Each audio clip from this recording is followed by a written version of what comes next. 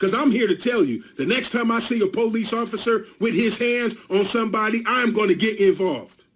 Period. And I wish anybody would tell me, I don't need to obey this United States government. This government is a sham.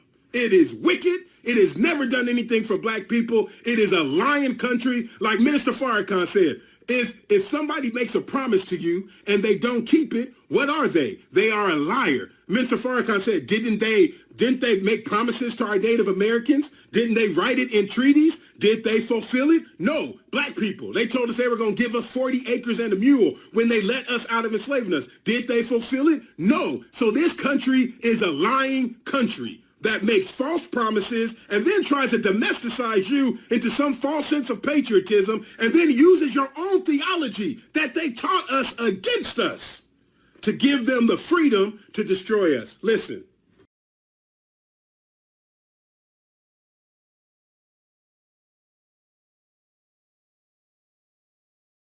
Why is it that this don't turn you up? And then people want to start being upset because those young people rebelled in Minneapolis. I'm glad they rebelled.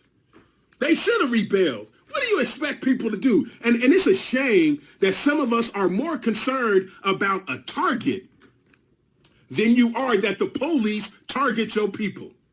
You're more concerned about a company that is owned by some white billionaires who don't give a damn about you.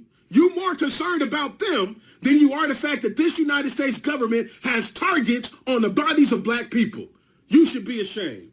I don't care nothing about no Target, no AutoZone. Somebody gonna say, well, what about the jobs? But you got black people in Minneapolis losing jobs. You think that's the real analysis in this moment? You think the reason poor black people in Minneapolis don't have jobs is because some folks rebelled and burned that Target and AutoZone down? That's the reason black people don't have jobs in Minneapolis? No, the reason black people don't have jobs in Minneapolis is because of racist white people who deny the opportunity for black people to gain employment and get upset at them and at their system. And I don't want nobody else to tell me or any other black people to be peaceful.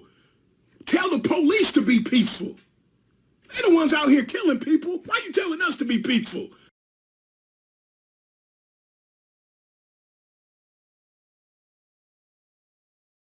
This is about us stepping into a police state. I want to say something for a minute about what a police state is, because sometimes I might just sound like hyperbole or just trying to be verbose, and that's not the point.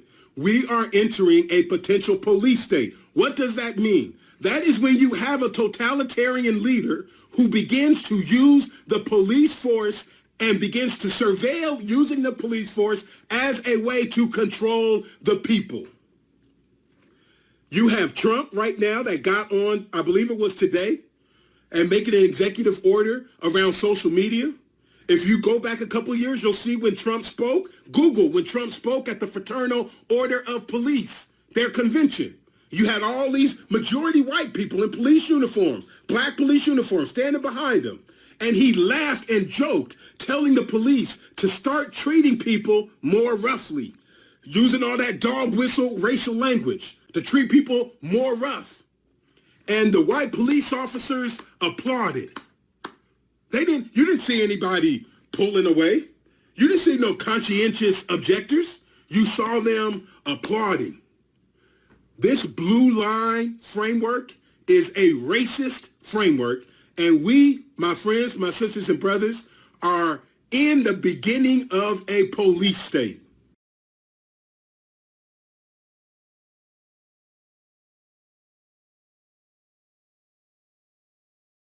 We're in the beginning, potentially, of a police state and a potential race war. I'm not doing no chicken little, the sky is falling. I'm speaking honestly to us. And we need to be students of history. We're in a different moment with this global pandemic.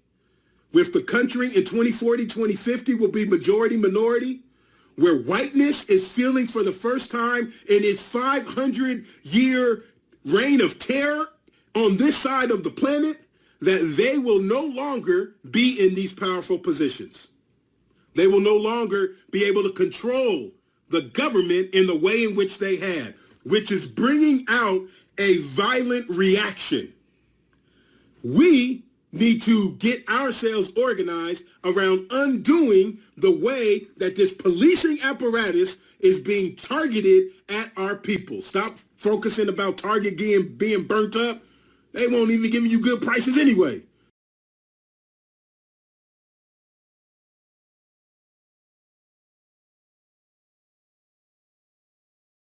Until we can abolish the police department, because I know we got folks that say abolish the police, and I'm with you. We need to abolish the police. But we can't abolish the police until we have a system to replace it. And that is going to take some time. So we need to work towards abolition.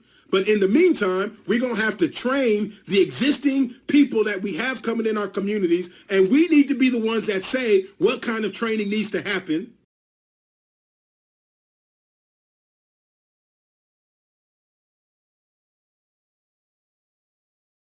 And if you tripped out about the riot, it's not a riot. It is a rebellion. It is an uprising. Stop using the oppressor's language and calling black people who resist white supremacy and use as a tactical action the burning down of an establishment owned by white people as somehow act of violence. It is a rebellion. It is uprising. You know what the violence is? The violence is what that white officer did to George Floyd.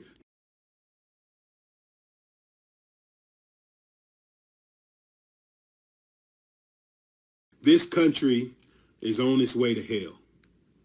It's on its way to hell. This ain't God's country.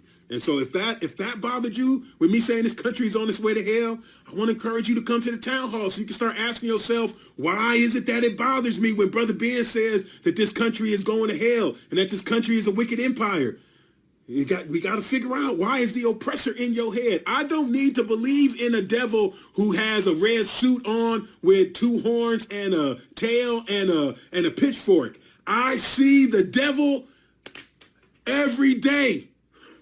I see the devil on that George Floyd video. If that's not the devil, then I don't know what the devil is. If living black underneath this white racist system is not hell, then I don't know what no hell is. You want to tell me to be scared of hell? Be scared of some fire that's going to get me later? When I'm dealing with the fire of these white racist people right now? Man, come on, man. Nah. We done got too old for that. It's time for our faith to grow up. It's time for our religion to grow up. It's time for our blackness to grow up. It's time for this country to grow up. Black people are not here to wash away white people's sins. And I'm tired of being angry. But I'm not going, and I'm going to tell you too, hold on to this anger because it's righteous. It's righteous. And white people and white racist folk, they don't want black people to be angry because our anger scares you.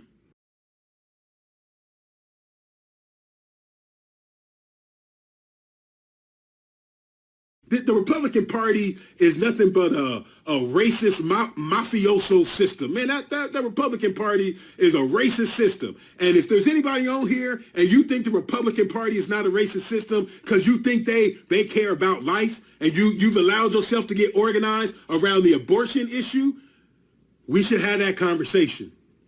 Because you should really ask yourself, why is it that they want to fight for a life to be born and try to take control of a woman's body, and then once that life is born, they don't give a damn about what happens to that life. You can kill that black life, you can rape that black life, you can incarcerate that black life, but they want to do everything to get that black life here so they can rape it, incarcerate it, shoot it, beat it, and accuse it, and call the police on it.